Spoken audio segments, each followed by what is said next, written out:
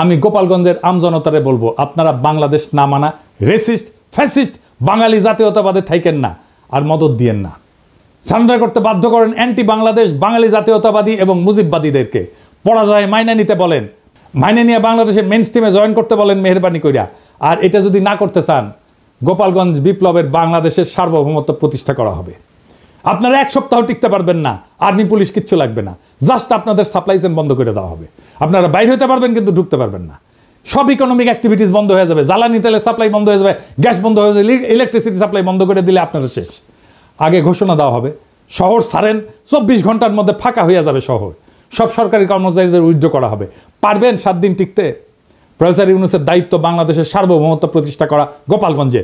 আবার 1 মাস পরে March two Gopalganj ঘোষণা করা হবে, যদি আপোষে সারেন্ডার না করে তাইলে। বেগম জিয়া বলছিলেন গোপালগঞ্জের নামই বদলায় যাবে, গোপালগঞ্জ আর থাকবে না। শুনেন, আপনি কি এখন মুখটা বন্ধ কেন? এই যে মহিলা, আপনার মুখটা এখন বন্ধ কেন বলেন তো? কি বলছিলেন এতক্ষণ ধরে? মুখটা বন্ধ কেন এখন? দেশ কোথায়? গোপালী? গোপালগঞ্জ জেলার নামই বদলে যাবে, বুঝছেন? গোপালগঞ্জ আর থাকবে না। এইটা বাস্তবায়ন করতে হবে।